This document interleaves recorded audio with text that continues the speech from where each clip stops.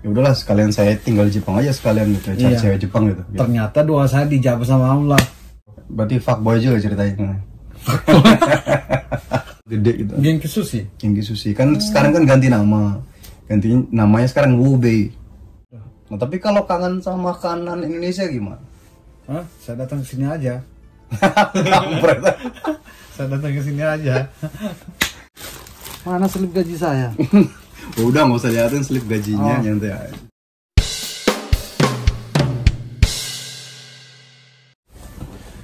Yo, assalamualaikum warahmatullahi wabarakatuh. Ketemu lagi sama saya Acong di Acong Jepang. Dan kali ini saya sedikit beda guys. Saya kedatangan tamu kira-kira Jepang. Ini dia orang. Halo guys. Alias Om Adi. Om Adi. Perkenalan dulu. Oh iya, nama saya Spardi ya. Asal dari Sulawesi Tengah. Umur saya berapa ya? Saya lupa. 37. Iya, 37. Pakai masker udah berlepas aja mas. Oh iya. Apa-apa. Kita udah di ini soalnya. Saya 37. Sekarang berdomisili di Jepang bareng sama Om Acong. Oh, dia malah lengkap dia guys. Apa namanya? Kayak perkenalan. Oh iya guys, dia juga punya, Om Adi punya ini ya, punya channel YouTube namanya Kira-Kira Japan. Dan ya sama seperti saya sih, kita juga sama-sama merintis ibaratnya. Dan kebetulan kita berdua ini satu kampung, satu sekolah juga gitu ya, dari Sulawesi, tepatnya di Palu. Dan apa ya, kemarin sengaja ya, saya acara ini saya sengaja bikin kumpul gitu, bikin ya semacam podcast buat wawancara, karena kemarin ada request, bang coba ngadain podcast dong, siapa tahu ada bisa tukar pikiran gitu. Iya makanya saya coba ajakin, dan kebetulan Om Adi ini, saya juga Om berarti ya, sama-sama Om gitu ya, Bang Adi lah.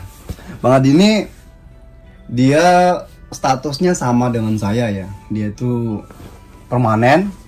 Dan bagaimana kisahnya ya, coba kita obok-obok dulu ya, kita unboxing. Oke, nyantai ya, ngopi dulu kali. Oh, ngopi dulu. Udah tegang amat. Kan biasanya juga bikin podcast bro. Nah, juga bikin kecil-kecilan lah. Ya sebenarnya apa ya, saya nggak punya materi buat nanyain, tapi ini aja lah ya, kita bebas aja kan ngobrol kan. Dimulai dari ini ya, kan kita kan kebetulan tinggal di Jepang nih. Kenapa bisa tinggal di Jepang? Soalnya kalau saya tanya langsung kan pasti sudah tahu juga. Kenapa ya? Karena saya ikut magang dulu ya, magang. Kerasin aja suaranya. Ya, saya ikut magang waktu tahun berapa ya? 2000 bareng ya, 2006 berangkat, ikut tes seleksi magang ke Jepang, lulus dan berangkat ke Jepang. Itu pun apa ya, berbagai macam cobaan lah. Iya, sampai bisa ikut berangkat ke Jepang. Malum lah, di kampung kita kan susah karena banyak saingan. Sampai ke Jepang. Iya ya. Jadi ingat kemarin ya, apa namanya? Berapa? 2000 loh. 2000 orang. 2100, iya, 2100 orang yang lulus cuma 26. Bayangin guys, yang ngikut itu 2000-an orang dan yang lulus itu cuma 26 orang guys. Satu gila, sisa 25. Iya kan, teman kita satu orang gila. Iya, jangan Ya, ini kasihan. Tapi udah sembuh sekarang dia. Itu bukan ini, cuman salah jalur dia itu. Salah jalur. Dan kebetulan dia tuh satu meja dengan saya tuh. Satu kelas, satu meja dengan saya dari kelas 1 sampai kelas 3 STM. Ampun. Dan dia itu kemarin itu alasannya itu gara-gara saya katanya. Ya gitu. Tapi udah nggak usah dibahas itu. Nanti kita bahas di episode lain lah. Nah terus kok bisa, maksudnya saya pengen ke Jepang gitu. Kenapa ada motivasi pengen ke Jepang gitu? Oh iya. Mungkin saya belum pernah cerita ya, sama istri saya pun nggak saya cerita dulu, sama teman-teman yang lain. Kenapa saya mau pengen ke Jepang? Obsesi saya itu karena lihat tetangga dulu. tetangga saya itu pulang dari Jepang. Hmm. Nah, sekarang orang itu kerja di bank. Waktu pas pulang dia kerja di bank. Nah, rumahnya pun ya dibilang mewah sih pada waktu saat itu. Saya lihat, wah, saya tanya-tanya, Om dari mana? Saya dari Jepang. Wah, nah mulai dari situ saya terobsesi mau pingin berangkat ke Jepang. Itu SMP itu. SMP. Berarti sebenarnya beda tipis antara saya dengan ente gitu. Jadi ya lihat. Masa? Iya bener. Tapi saya bedanya dari SD saya. Oh, dari SD. SD kelas 4 apa cepat. kelas 5 gitu. Pokoknya sekitar kelas 3 kelas 4 itu. Waktu itu lagi main ke tempat teman kan. Terus ada kakaknya kayaknya. Kakaknya itu baru pulang magang dan dia tuh bawa itu tuh ada kayak ada tuh lukisan ditempel di dinding itu yang digulung-gulung. Itu lukisan. Nah, itu pas lihat itu kan, Kak itu dapat dari mana gitu. Terus dia bilang, oh ini dari Jepang, saya habis magang 3 tahun sana. Oh masa magang? Memang kalau magang itu bayar ya? Enggak bayar, cuman persyaratannya itu kita harus ikuti seleksi, tes macam-macam gitu kan. Oh gitu ya, iya nggak bayar kok, nggak bayar gitu. Wah jadi saya, termotivasi lah ibaratnya kan. Terus katanya memang gajinya berapa waktu itu masih sekitar 6 juta kalau nggak salah waktu itu dia bilang. 6 juta 7 juta itu tahun. Iya 60.000. Tahun 9, aduh berapa? Saya kan lulus SD itu 99 kan. Masuk SMP 99 kan. 96 itu loh. 97 96 Oh, ya. itu. Itu Sekitar angkatan 5, angkatan 2. Iya itu dia angkatan baru memang. Dan waktu itu gaji pegawai negeri aja itu masih sekitar di Palu ya tempat saya itu sekitar 800 900 dan itu saya masih ingat banget. Jadi bandingnya tuh jauh banget, makanya wah. Iya saya jadi termotivasi deh. Itu berarti hampir sama gitu. Cuma bedanya ente SMP, saya SD gitu. Cepat ya, cepat kamu. Langsung tenang gitu. Pengen. Nah, terus berarti udah berapa lama di Jepang dengan hitungan dengan magang gitu? 2006. Dari 2006. 2006 sekarang udah 2021. Udah tua. Udah berapa tahun ya? Oh, 14 ya? Nah, 14-15 tahun Iya, ya. 14, mau masuk 15 15 tahun. tahun. Ya udah 15 tahun dong. Kan dari bulan 3 kan. 15 tahun tidak terasa. 15 tahun. Buset ini udah 15 tahun guys. Ini juga.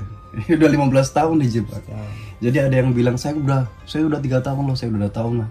Aduh, saya lagi bermain di situ waktu itu ya. Aduh, ternyata udah tua juga ya. Terus kok pengen tinggal di Jepang gitu? Sekarang kan sampai betah-betah segitu. Oh Sampai iya. 15 tahun. Saya, aduh, baju saya. Itu ceritanya dulu. Kenapa saya terobsesi mau pingin tinggal berdomisili di Jepang? Ya, sambil ngopi. Sambil ngopi ya. Karena pacar saya dulunya dia mintanya sebelum saya berangkat ke Jepang. Oh, pacarnya orang Indonesia. Iya, orang Indonesia. Dulu ada pacar saya. Dia kerja di rumah sakit. Mungkin rumah sakit Undata. Orangnya udah tahu. Mudah-mudahan dia nonton. Nah, Tapi Undata udah tutup kan? apanya? Undata udah tutup. Buka di atas. Oh, pindah. Pindah. Oh, Undata baru juga pindah gitu. Nah, saya berangkat ke Jepang. Sebelum berangkat ke Jepang, si pacar saya yang dulu itu maunya nikah di bawah tangan atau nikah itu aja antara keluarga. Nikah siri gitu. Nikah siri. Tapi ibu saya nggak mau. Kamu fokus aja ke Jepang, nanti kamu pulang balik baru Nikahi kamu gitu. nikah. Itu lebih bagus biar acara lebih besar. Tapi belum diisi kan? Itu nanti dibahas. Isi angin gitu. Bahan kali ya isi angin ya. Oke, terus Saya berangkatlah ke Jepang gitu ya. berangkatlah ke Jepang. Pas sampai ke Jepang, saya sering komunikasi sebulan 2 bulan. Pas udah masuk 5 bulan saya di Jepang, saya hubungi, saya telepon. Dulu kan kalau nelpon itu mahal.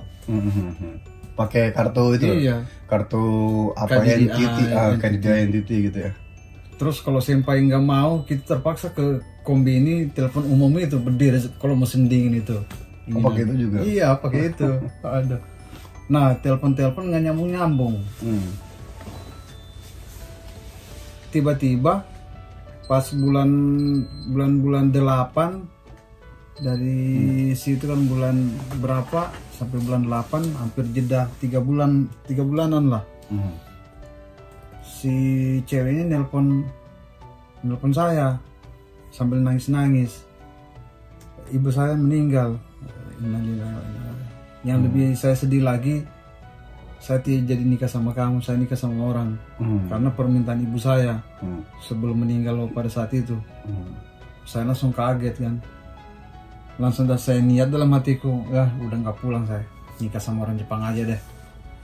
Oh, berarti awalnya pengen pulang nikahi dia karena dia udah nikah sama orang lain, jadi ya udahlah sekalian saya tinggal di Jepang aja sekalian gitu, cari cewek Jepang gitu. Ternyata doa saya dijabah sama Allah. Langsung dijabah. Dan pada saat itu saya ketemu cewek Jepang yang sekitar tempat saya dulu. Nggak cocok. Habis berarti pernah ganti-ganti juga? Iya, ganti-ganti. Berarti nggak cocok. Berarti fuckboy juga ceritanya. Jangan ditiru ya. Kids zaman all juga fuckboy juga gitu ya? Jangan. Memang di sana ada tempat dugem gitu, tempat ngumpul gitu? Ada gitu? Ada. Kirain cuman ini doang, tambo. Apa namanya, pertanian. Oh, itu si Takwin itu. Tahu persis. Jadi pada saat itu lanjut lagi. Pada saat itu saya gonta-ganti cari yang cocok sama saya lah. Mulai dari saat itu saya dapat cewek orang Jepang yang satu lagi. Nah, temannya itu istri saya sekarang itu. Temannya itu pacaran sama saya tapi nggak cocok. Kayak bukan nggak sepaham, agak liar sedikit orangnya. Jadi kalau kita nggak itu bahaya, mendingan dilepas jadi milik orang. Jadi yang lain malah jadi sama temannya ini. Iya. Dan sampai sekarang gitu. Iya. Terus sekarang sudah pernikahan yang berapa tahun totalnya? 11 ya. 11 tahun. Nikah 2009 berarti selesai magang pulang nikah gitu. Langsung nikah. Saya nggak berpikir cewek Jepangnya mau datang ke Palu, enggak. Kalau dia betul-betul serius sama saya, dia datang. Nyusul gitu. Udah janjian, Saco yang dari Jepang pun udah mikir kalau kamu betul nikah saya datang. Pokoknya udah kontek kan. Ternyata si istri saya udah kontak sama kepala perusahaan kapan mau datang ke Palu. Beda-beda 2-3 hari lah. Datanglah. Ternyata saya nggak kaget. Saya sudah di Bali. Wah, langsung saya jemput. Oh, itu waktu istri yang sekarang ini pacaran nih. Waktu itu masih pacar gitu. Iya. Mantan saya datang juga yang dari Jepang. Kurio, dia bilang saya datang ya. Datang di pesta kamu. Siapa yang ngasih tahu sih? Istrimu. Waduh, kacau pesta ini. Udah akhirnya datang semua lah, orang Jepang itu 4 orang datang dan nikah. Dan itu ada proses lagi. Dan itu nanti panjangnya tuh ntar kita ini. Lanjut pertanyaan berikut. Berarti sekarang sudah sekitar 15 tahun kan? Ya sekitar gitulah. Kenapa? Ya kan misalnya kan sekarang kan karena punya anak istri juga. Tapi kenapa lebih memilih tinggal di Jepang daripada di Indonesia? Satu, untuk di Indonesia ekonomi itu dan gaji tidak stabil. Satu. Terus kedua juga kita mau buka usaha. Kita buka usaha, ya kadang baru maju setahun 2 tahun banyaknya niru. Terus niru dia banting harga. Pasar kita masih lemah, ya hancurlah kita. Dan itu pun sudah beberapa kali usaha saya itu ya maju mundur, bangkrut, cari yang lain lagi. orang niru lagi ya nggak susah. Ya orang niru kan wajar, namanya usaha kan pasti Iya. ada saingan. Saingan, jadi kita nggak siap. Ya kan? Kitanya nggak siap. Gimana kan ibarat kayak di pasar tuh. Pasar kan kan dulu kan pasar kan biasanya kan ada toko jual baju, Iya. pakaian. Sebelahnya juga pasti toko pakaian gitu. Kayak saya dulu sempat 2 tahun kemarin ya, sempat di Bekasi gitu kan. Jual beli besi tua gitu. Jual beli besi tua. Itu pada berjejer itu, apalagi yang di daerah Kalimalang sana buset. Semua tuh jual beli besi tua. Dan waktu itu sempat saya naik motor gitu dan jalan gitu. Lihat itu semua itu beroperasi tau, maksudnya semua ada kegiatan usaha itu. Padahal kalau saya lihat, lah ini sama-sama jual besi tua gitu, gimana ini ya? Nah, Saling lempar-lemparnya. ya iya, misalnya gimana cari rezekinya gitu. Nah, dia sempat saya ngobrol sana, orangnya malah bilang, dia bilang tentang cicak katanya. Nah, kamu tahu cicak nggak katanya? Tahu. Nah, cicak makannya gimana? Cicak makannya itu makan nyamuk. Nah, cicak aja itu dia nggak bisa terbang, makanannya itu terbang. Kok dia tuh nggak mati-mati? Nah, malah nyamuknya tuh menghampiri cicaknya katanya. Dia bilang bahwa itu boleh juga tuh, tapi dia bilang selain itu juga kita mesti kejar rezeki itu gitu. Karena rezeki itu sudah ada yang atur kata mereka. Dan ya boleh bilang rata-rata kan orang Madura di sana kan. Mereka bilang ya rezeki itu udah ada yang atur gitu. Tapi tinggal kita mau usaha apa tidak. Saya lihat juga yang mereka tuh datang dari buka dari pagi, dari masih subuh gitu udah buka. Jadi kalau ini jangan takut ini sih kalau persaingan kerja gitu.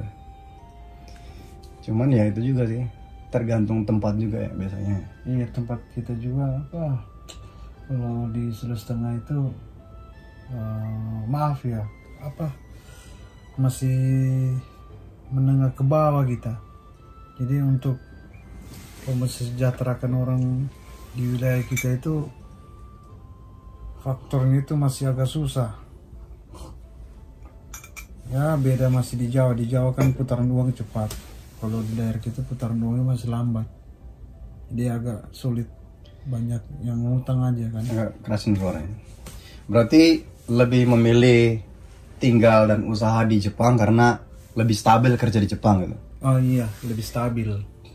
Iya.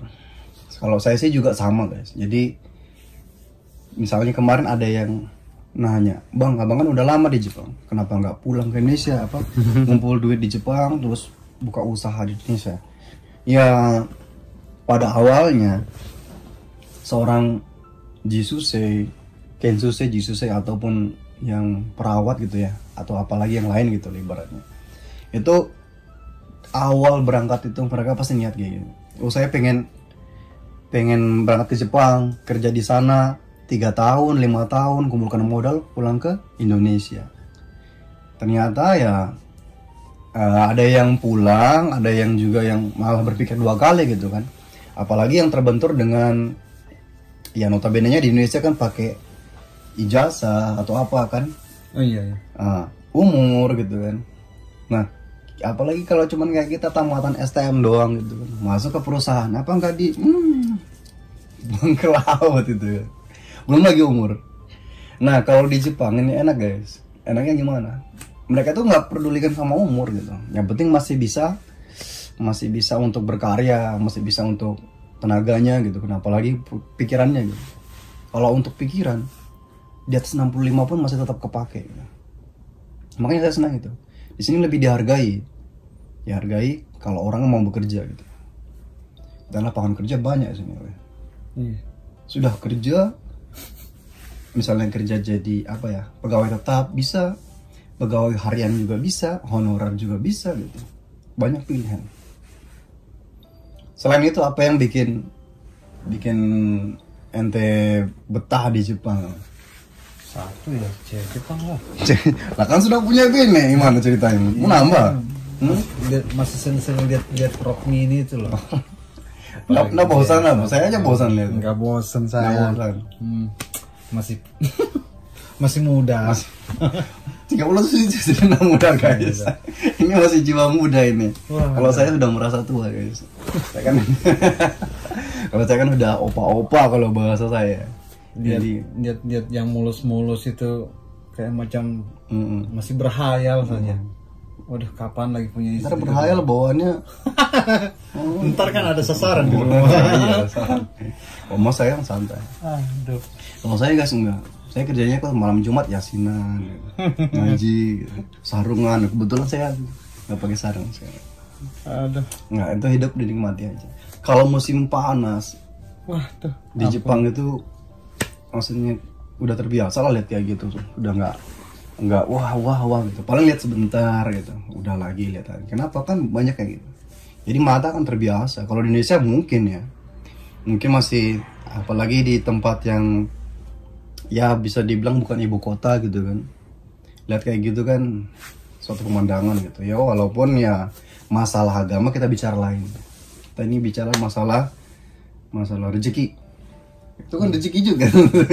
Waktu istri saya datang ke Palu, padahal celananya sampai sini, pakai kayak daster gitu, tapi pakai jilbab, masih malum lah, masih belajar sampai sini kelihatan ini.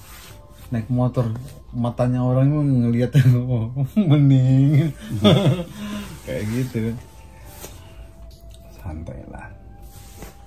Terus apa lagi ya? Saya ini malah bingung. Soalnya saya nggak punya konsen ya. Cuman saya pengen unboxing teman gitu kan. Apa ya? Pengen ngobrolin apa ini? Apa ya? Oh iya. Sampai berapa lama? Sampai capek. Ntar saya atur lagi.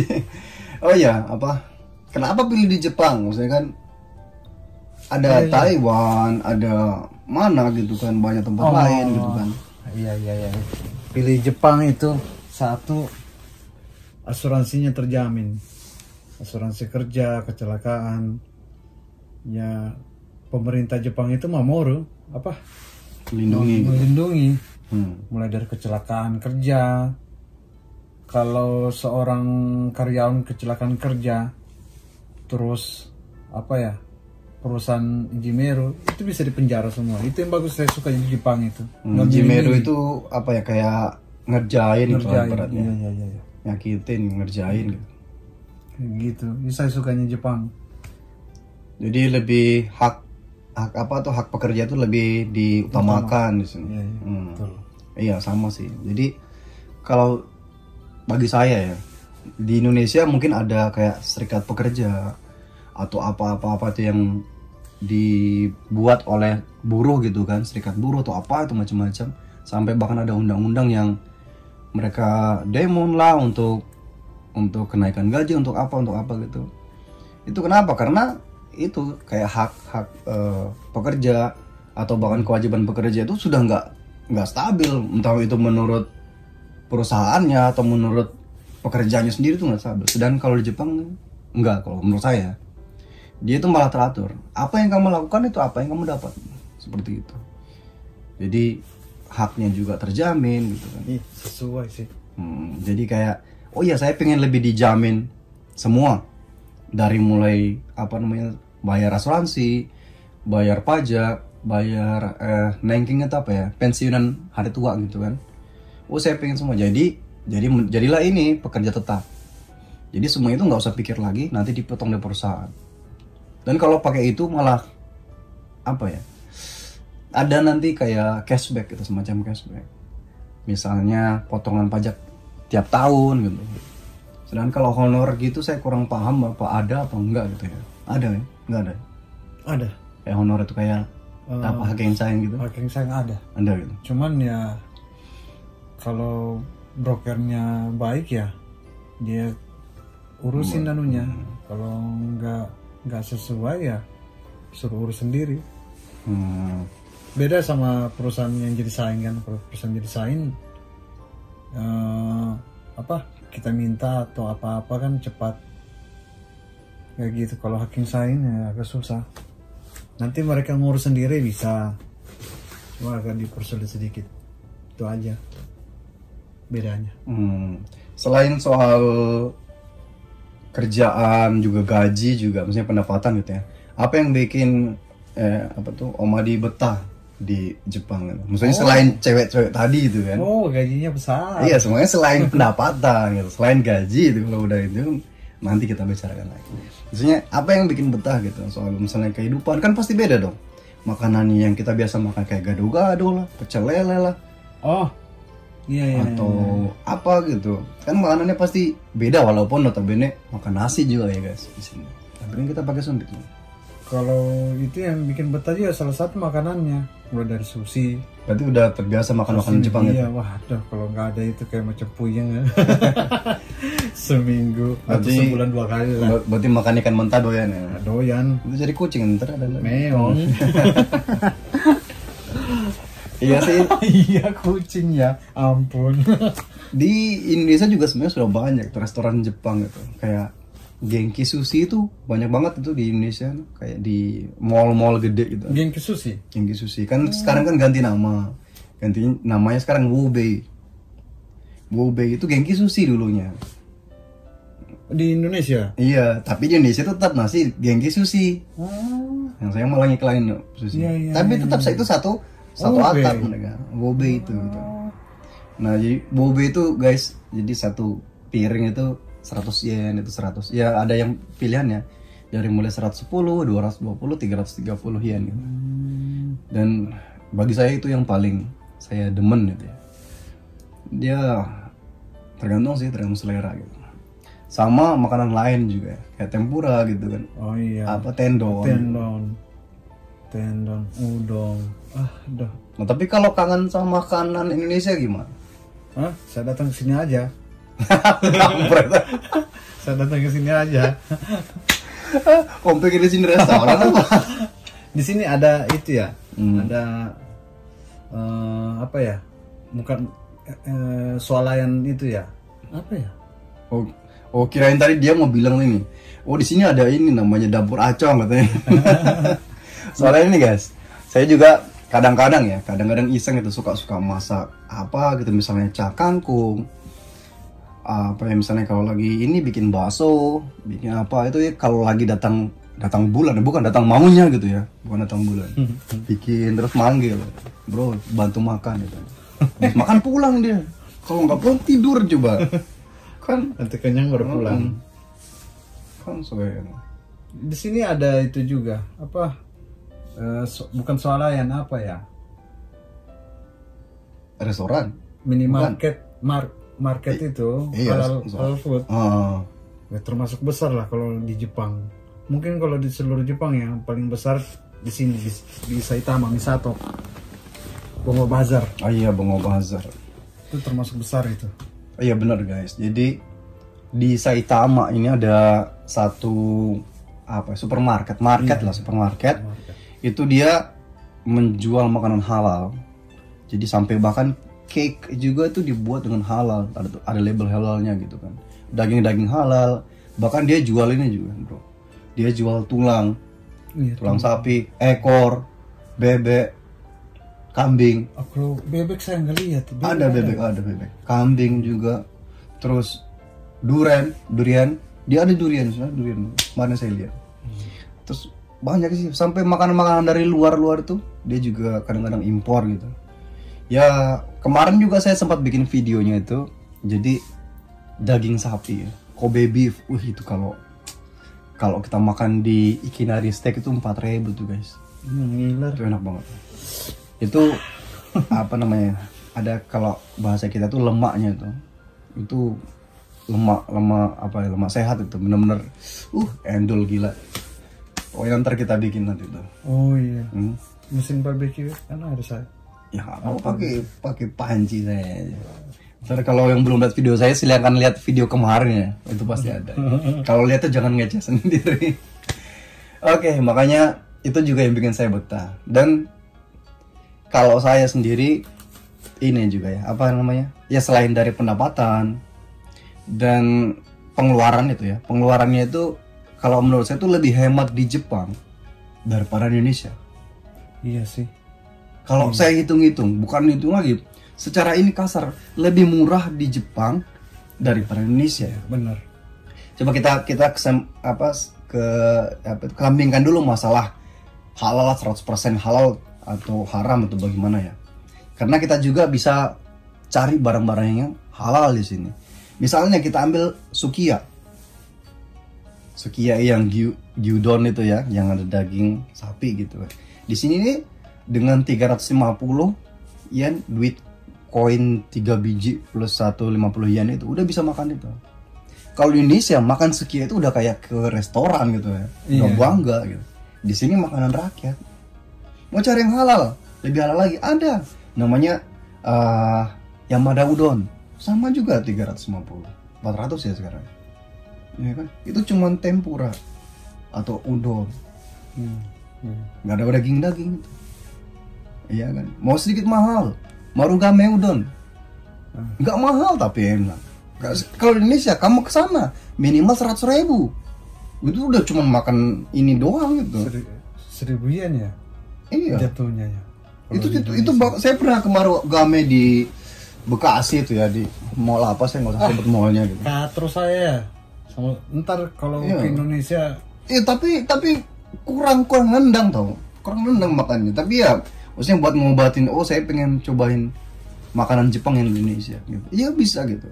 Tapi gorengnya itu kurang keras tau. Agak beda ya. Iya, jadi kalau kan apa kayak tendon itu kan terkenal dengan gorengannya yang keras gitu kan, keras gitu. Nah kalau di sana itu saya sudah berapa 3-4 kali makan Marugame di Indonesia, itu masih kurang nendang. Nah, saya orang agak cerewet soalnya. Tapi guys kalau masih kurang nendang juga silakan makan di kandang kuda aja guys. Biar tendang sama kuda. Itu. Dan mahal. Kalau mau benar-benar kayak apa paket komplit itu minimal 200.000 per orang. Buset. Iya gitu. Kalau di sini kan seabrek gitu tuh paling berapa, nggak sampai 1.000, taruhlah 1.000 udah banyak tuh 1.000. Kalau 1.000 saya biasa makan udah 3 orang 1.500. 500 bayangin. Itu aja buset udah lengkap, itu udah ada tempuranya macam-macam udah masuk gitu. Itu 1.000 tuh udah banyak banget. 1.000 yen maksudnya. 1.000 yen kalau di rupiahin paling sekitar 130.000 lah rupiah. Makanya menurut saya jauh lebih hemat. Apalagi belum masalah baik kita hitungan pendapatan kita kan, pendapatan kita gitu kan. Masalah pendapatan masuk sekarang. Pendapatan. Mau nggak kasih tahu gajinya berapa? Jepang apa Indonesia? Mana slip gaji saya? Udah nggak usah liatin slip gajinya, nyantai aja. Dulu ya, waktu saya kerja di tempat yang lama, sebelum saya pindah di sini. Oh berarti pernah pindah juga ya? Oh iya, pernah pindah. Dulu waktu masih tinggal di tempat yang lama, gaji saya itu padahal ya ada pangkatnya satu strap kan, satu strap karena pangkatnya. Gajinya itu kalau udah sama lembur itu biasanya cuman 18 mang. 180.000 gitu. 180.000 yen. Ya kalau di total Indonesia berapa ya? Tinggal dikali 130 ya 24 jutaan mungkin ya. Nah, kalau di tempat yang baru ini 310. Itu bersih, kotor. Masih kotor. 310 kotor. Bersihnya 27 udah sama lembur. 270.000 gitu ya. 270.000. Kalau dikalikan yang sekarang ya berarti sekitar 33 lah, 34. Iya sekitar gitu. 24 juta. Buset. Beda. Waduh. Jauh sekali, beda 10 mang kan? Iya, beda 100.000 yen gitu ya. 10 juta gitu ya. 10 jutaan. Ya, lewati dikaliku pindah perusahaan kan, banyak pengalaman. Ya disyukuri aja kayak gitu. Lagian juga di sini masalahnya ini bro, apa namanya? Ya kayak tempat tinggal sama parkir kan lumayan di sini. Beda dengan kamu. Cuman ada juga yang murah. Ada yang murah. Ada. Oh tempatmu kena murah? Enggak lah, kena mahal. Ada orang Jepang itu. Ada tempat saya murah. Kalau mau barter, ketok kepalamu. Dia 3,5 mang. Masih daerah Misato. 35.000. Apa itu? Apa toh gitu? Iya, dia sama anaknya tinggal. Dia mau cari Satu room kayak gini atau bagaimana? satu room. Satu kayak gini. Iya. Waduh, murah banget tuh. Saya aja ini 55 Luar plus parkir. parkir 5.000, 61 lah. Wah, iya. 61.000 ya, sekitar hampir 7 juta Biar per bulan. 8 berapa ya? Hampir 90.000 lah. Tapi dengan gaji segitu masih ada lebihnya, bisa ngirim ke Indonesia kan. Lumayan. Indonesia juga buat makan juga gitu. Iya. Udah pokoknya makan seminggu Sushi. kalau bukan sushi. Berarti makanya tadi kenapa lebih memilih tinggal di Jepang daripada Indonesia ya? Ya kalau sama sih benar pikirannya saya. Kalau saya tinggal di Indonesia, oke lah, mungkin saya tuh bisa kerja gitu kan. Saya bisa kerja dan saya itu ada pendapatan. Tapi pendapatan yang saya dapat itu mungkin cuma buat saya dan keluarga saya sendiri gitu. Boro-boro buat ngasih ke keluar orang tua gitu. Tuh ada udah empot-empotan itu kalau bahasa kita ya. Tapi kalau kita tinggal di sini, kita tinggal luar negeri, itu mungkin bisa ketutup. Nah, tapi kemarin saya sempat dengar ini bro, dengar cerita ada teman yang kerja di mana ya, di Prancis. Dia tuh tinggal itu cuman Prancis. Iya Prancis, di Paris. Iya, Paris. Itu dia tuh tinggal tuh benar-benar sempit banget tau. Berapa Dia kali cuma berapa? buat tidur doang tuh, kasurnya satu single bed sama kamar mandi, udah gitu. Itu buat bayar itu saya itu gajinya itu buat bayar itu sama makannya, selesai katanya. Nggak bisa buat jajan katanya, nggak bisa terlalu ini. Jadi malah di sana itu agak sulit katanya, apalagi buat orang Islam. Belum asuransinya. Nggak pakai asuransi malah dia. Waduh. Nggak pakai asuransi. Kalau dia bayar asuransi dia katanya nggak bisa makan. Yang pertama. Yang kedua, dia Islam tapi untung dia laki kan, dia nggak terlalu. Kalau perempuan dia pakai hijab, urusan itu di inilah istilahnya. Dikucilkan lah. Ya bukan dikucilkan lagi, pemerintah sana itu tidak suka sama muslim gitu. Ya kita tidak bicara agama tapi ya kadang seperti Ya, itu. kondisinya begitulah di sana. Nah, ada lagi yang di Australia. Saya juga punya teman di Australia. Dia kerja di sana udah lama gitu kan. Ada 2. Yang satu enak katanya gitu karena mungkin kena tanggung sama perusahaan tempat tinggalnya, jadi dia bisa kerja, bisa ini. Tapi katanya bersihnya dia buat save money, buat nabung itu katanya sebulan itu 5 juta buat dia nabung. Artinya kalau dia ngirim ya 5 jutanya pakai buat ngirim. Dia bilang, waduh jauh sekali sama Jepang. Jauh kan. Jauh. Saya aja kalau ngirim ke Indonesia sebulan bisa sampai 20 saya. Jauh. Kalau maksimalnya ya saya ini. Tapi ya kalau saya mesti manage lagi gitu kan. Gitu. Oke, di sini kan juga banyak teman-teman yang mungkin Magang. baru mau magang, baru mau pengen ke Jepang. Walaupun sekarang lagi masih ditutup ya untuk datang ke Jepang. Tapi kayaknya udah mulai ada angin-angin akan dibuka gitu. Nah, atau mungkin juga buat teman-teman yang lagi di Jepang, ada nggak pesan-pesannya? Siapa tahu, oh kamu mending buka usaha, atau kamu mungkin mending di Jepang. Oh, bagi teman-teman yang mau berangkat apa? Kita mulai dari yang mau berangkat dulu gitu. Kalau yang mau berangkat dulu, sekarang kan masih corona. Belajar bahasa Jepang yang baik lah. Pokoknya belajar bahasa Jepang terus, perlancar, perbanyak kata-kata kosakata, biar karena kendalanya cuma bahasa aja kalau di Jepang itu. Kalau bahasa bagus, connect, enak ngomong sama orang perusahaan, banyak teman. Kalau bahasa nggak bisa ya malah kebalik, malah disusahin kita kerja di Jepang gitu. Kalau untuk teman-teman yang udah di Jepang ya belajar lagi belajar, cari teman-teman mau orang Indonesia kah, orang Brazil, orang Jepang juga lebih bagus. Lebih banyak teman, banyak bergaul. Kalau mau ngurus apa-apa kan kita kan banyak yang nggak tahu kan. Tes, tapi hati-hati bro. banyak teman, salah bergaul entar. Ah iya, Roponggi. Soalnya, bukan itu. Soalnya ini, saya kan suka nonton TikTok tuh. TikToknya di sini gitu. Jadi sekarang lagi tren apa? Judulnya perhotelan. Kan kampret coba. Oh, anak-anak. Perhotelan, perhotelan itu maksudnya dikasih tanda kutip tuh, perhotelan. Aduh, saya bilang, saya nggak bilang semuanya. Jadi ada beberapa video itu kasih judul itu perhotelan gitu. Gara-gara salah pergaulan gitu. Ya, saya nggak bilang salah pergaulan gitu ya. Tapi ya balik lagi, kalian tuh tujuan ke Jepang mau ngapain? Gitu. Oh, kecuali kayak saya. Kalau memang mau, ya kalau sekalian aja kayak gitu kan. Sekalian aja kayak gitu, biar apa? Biar ada jalur buat tinggal di Jepang, kayak gitu kan. Terus sekalian aja nyemplung nikah. Nah itu sama-sama kayak perawat dengan perawat, jisu dan jisu kan. Ya gara-gara bergaul gitu ya, beberapa lah. Saya lihat kayak gitu, saya bilang kok sampai kayak gitu ya.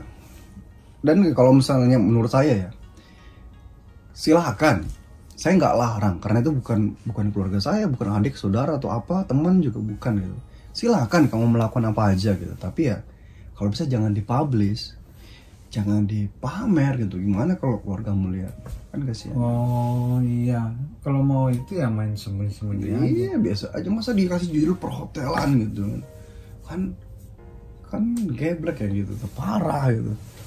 Enggak, ini gimana? Orang tuanya di rumah kayu, rumah masih kayu, udah main perhotelan ya coba. Waduh. Nah, ini seorang tua. Iya kan. Oh iya. Ntar kan bagi teman-teman yang di Palu, promosi dikit ya. Saya kan buka LPK tuh. Oh. Tapi masih dalam proses itu renovasi. Nama LPK-nya Kiseki. Kiseki Indonesia kan. Udah mulai direnovasi, dipersiapin ruangan untuk tempat tinggal sama kelas. Nah, sekarang tempat parkirnya lagi dibuat itu sama orang di rumah. Ya mudah-mudahan untuk anak-anak di Palu nanti kalau dibuka di tempat saya ya, mau belajar bahasa Jepang bisa, berangkat dari sana juga bisa. Ada jalurnya udah jalurnya ada. Tapi resmi enggak? Resmi lah. Bro, keren soalnya kan pakai baju hitam-hitam kayak gini biasanya penjahat. Iya, penjahat kelamin. Pakai topi, pakai masker, pakai ini kan kacamata gitu. Dipikirnya katanya sumbing gitu kan. Aduh. Coba. Yang buat ini, yang tinggal di Jepang. Jepang. Kayak Jisoo atau apa namanya? Yang perawat. Oh, yang apa aja gitu yang mereka tinggal dan kerja di Jepang gitu. Baiknya kan yang udah apalagi mau dekat pulang setahun lagi, yang baru datang pun belajar bahasa, ambil pokoknya kalau bisa N1. N1 susah, Bro. Iya sih. N1 susah. Takutnya rambut rontok. Orang Jepang aja belum tentu dapat N1. Iya, susah. Ya N2 apa ya? Sekarang N ya? N gitu. Iya, N. Kalau saya dulu namanya IQ Nikyu Sankyu. IQ Nikyu Sankyu kan. Tapi banyak yang ngambil. Orang Thailand pun sampai N1 banyak. Ambil. Iya. Orang Indonesia pun ada beberapa juga. Oh, berarti maksudnya ente ini kalau bisa ambil apa Nihongo no Ryokushiken gitu. Jadi tes level bahasa Jepang. Itu kalau bisa N1 atau N2 gitu. Iya. Biar jadi modal gitu. Modal pulang ke Indonesia kan itu bisa jadi penerjemah. Bisa jadi penerjemah kan. Kedua, kalau mau masuk di perusahaan Jepang di Indonesia kan sekarang mereka minta tuh minimal N2. Iya. N3 N1. Aduh. N3 masih mikir lagi gitu. N3 mending buka usaha sendiri aja. Tapi kalau bisa ambil N4, N3, N2. Pasti ada gunanya.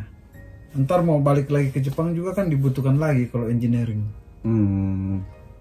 Berarti itu bukan cuma untuk kalian gitu kan ambil N1 atau N2 nanti digunakan di Indonesia, tapi bisa juga digunakan lagi ke Jepang gitu. Iya. Tokutegino atau engineering itu dibutuhkan sekali. Kalau nggak ada itu susah. Hmm. kecuali balik ke perusahaan yang lama. Oh. Kalau balik ke perusahaan yang lama tidak butuh itu, cuman butuh dari persetujuan perusahaan. Hmm. Nah, bagi teman-teman yang masih ada di Jepang yang Ken Jisuse kan, Gino Jisuse, bisa ambil N3 kah atau N2 lebih bagus. Dan yang masih di Jepang yang udah nikah sama orang Jepang, apa kabare? Masih sehat-sehat? Jadi, yo kita balik dulu sebentar. Iya. Tadi soal nikah soalnya kan bicara kan. Tadi kan Bang Adi kan bilang dia nikah itu 2009, artinya setelah dia pulang selesai magang pulang Indonesia kemudian menikah gitu ya. Iya. Kalau saya kebalik, saya Oh iya. kalau saya mau pulang punya anak saya lahir itu. Coba saya masih tahun kedua udah punya udah nikah coba. Udah nakal apa coba? Tahun kedua nikah, tahun ketiga mau pulang punya anak pertama. Nah tahun berapa itu? 2009 guys, bayangin. 2009 dia baru nikah, saya udah punya anak ya. Iya iya. Ini saya diteleponan itu, Hendra. Oh, lambat lu bro. Sudah ditikung teman dia. Oh. Tapi ya namanya jalan hidup, kita nggak bisa baca. Soalnya saya dulu ini guys, bro, saya punya cita-cita waktu masih kecil. Cita-cita kan gini, dari kelas 4 SD itu kan, pertama saya pengen magang ke Jepang, saya pengen kerja di Jepang, saya pengen tinggal di Jepang. Dari kelas 3 SD itu, kenapa? Kelas 3 kelas 4, kenapa? Karena ya saya itu dari keluarga yang benar-benar nggak mampu. Jangankan buat makan enak, buat makan aja susah tuh. Buat makan susah gitu waktu itu. Buat tinggal juga susah gitu. Waktu itu masih ngontrak ya. Jadi saya pikir, waduh, kemampuan orang tua segini gitu, saya nggak mau paksakan gitu. Bahkan waktu sekolah juga saya nggak begitu minta jajan. Kalau ada ya alhamdulillah, kalau nggak ada ya nangis itu.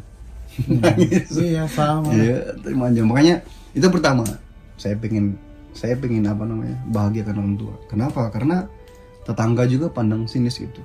Gak enak. Yang kedua, saya pengen waktu masih kelas 3 SD itu, kelas 4 kelas 3 itu, saya pengen nikah sama orang yang bukan muslim. Saya pengen muslimkan orang gitu. Waktu itu dari kelas itu, bayangkan. Dan keturutan ya. Waktu itu gitu. Tapi memang jalannya Allah ngasih jalan lain gitu ya. Saya jadi jalan lain gitu kan. Walaupun itu sempat keturutan gitu sama saya. Wah itu keturutan beneran. Saya juga kaget kok bisa terjadi gitu. Dan lucunya gini guys. Saya kan anak pertama. Malah jadi saya yang curhatan. Saya kan anak pertama. Saya punya 2 bersaudara. Jadi adik saya perempuan gitu. Nah karena anak pertama ya ibu saya ini kan agak-agak protektif lah. Jadi saya itu kalau kerja tuh dilarang jauh dari rumah. Kalau mau kerja gitu, ya udah kerja aja. Jadi waktu itu saya kerja itu sebagai kuli bangunan. Waktu itu dekil banget. Hitam, dekil, jelek, kayak saya sekarang ini kan. Tapi ketutup yen sekarang. Cimang gitu kan. Saya icing, saya punya 1 yen. Nah dekil banget parahnya. Tapi kalau saya mau ngomong sama ibu mau kerja keluar gitu kan, kayak waktu itu kan tinggal sampai sekarang tinggal di Palu, pengen ke kota sebelah gitu, itu dilarang tuh, udah diomel-omelin itu, kayak mau ke Makassar gitu. Tapi kalau mau ke Jepang itu malah dibolehin. Ibu saya ikhlas, ayo silakan pergi jauh, nggak apa-apa di sana. Yang penting bener-bener jalannya benar gitu, bukan buat main, buat ini, apalagi sampai yang nggak diatur gitu kan. Dia kan teratur. Waktu itu masih jadi Kensuse gitu kan. Sekarang sebutannya Jisuse gitu ya. Seperti itu gitu. Nah makanya alhamdulillah saya lebih betah di sini gitu kan. Selain itu bisa ngirim ke Indonesia juga ya. Gitu. Dan yang paling saya suka di Jepang, yang paling bikin saya suka di Jepang, harga mobil guys. Kayak beli kacang goreng ini. Ini saya punya kacang guys. Harga mobil kayak harganya beneran gila. Murah banget ya. Iya, masa ada yang yang zero tapi bayar pajaknya berapa? 15 atau 10 mang lah. Mobil second gitu. Ini benar-benar murah banget di Jepang. Apalagi kalau mau nggak begitu pikirin soal jarak tempuh ya. Ada yang misalnya 80 km udah lebih dari 80 km gitu. Kalau orang Jepang biasanya tuh suka, wah ini udah lebih ini ya, ini dia jual di ganti yang baru. Nah sedangkan kita kan nggak begitu ini. Kenapa? Karena pemakaian orang Jepang itu menurut saya masih bagus banget. Jalan Jepang rata-rata datar gitu kan. Pemakaian juga ini teratur dan apa maintenance, kayak ganti oli apa tuh orang Jepang pasti teratur. Dan di Jepang ini lebih utamakan semacam apa ya, bukan perbaikan tapi penggantian. Misalnya ada yang rusak, ini mesinnya rusak, ininya rusak, itu bukan diperbaiki tapi diganti, spare partnya diganti. Makanya tuh mesin itu jadi mudah terus kalau bagi saya. Makanya saya senang ngambil dan murahnya itu minta. Kita bisa beli Arpa dengan harga 300 juta di sini. Itu ya. Masih muda itu. Masih muda itu masih sekitar 80 km. Bukan umurnya, saya kurang apa. Kalau umurnya itu paling sekitar 12 tahun. 12 13 tahun. Karena Alphard kan tahun. Ya Alphard yang mana, yang hybrid gitu kan. Itu saja sekitar itu.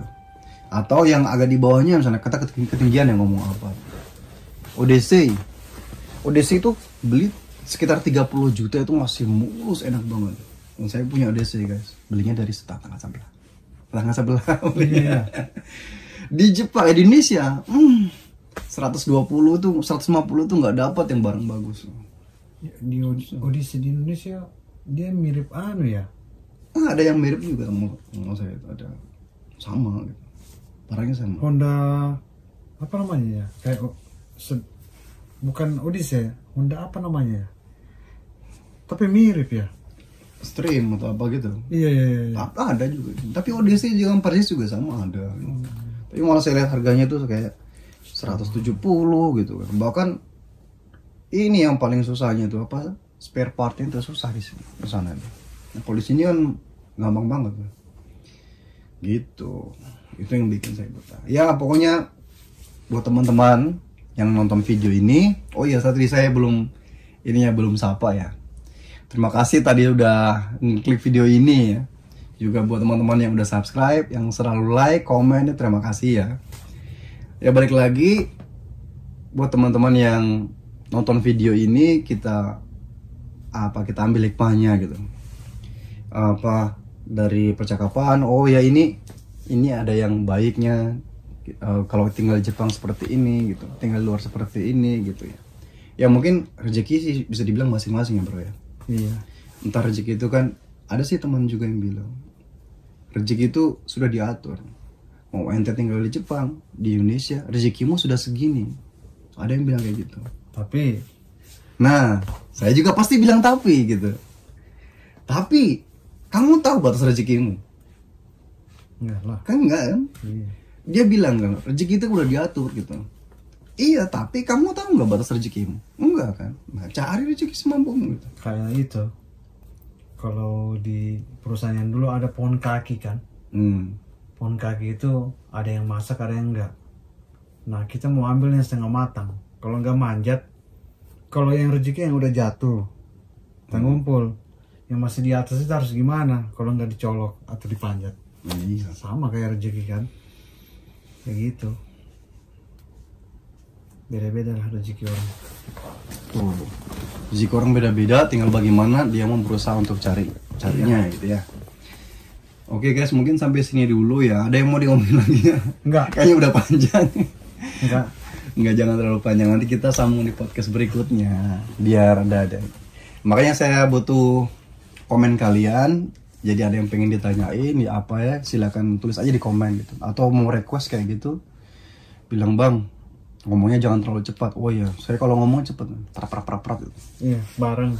Soalnya orang sini terlalu cepat.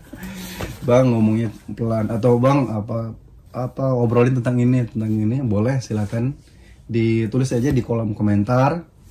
Dan jangan lupa subscribe punyanya Om Adi ya, kira-kira Japan juga ya. Guys, Mas. Dan yang udah subscribe punya saya ucapin terima kasih.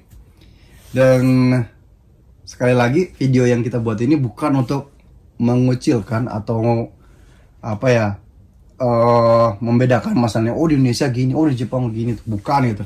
Video ini cuman buat pemasukan ya, masukan buat kita semua. Ya kita ambil hikmahnya, yang baik silakan kita ambil, yang buruknya ya mohon ditinggalkan itu ya. Mungkin sampai situ dulu video saya kali ini.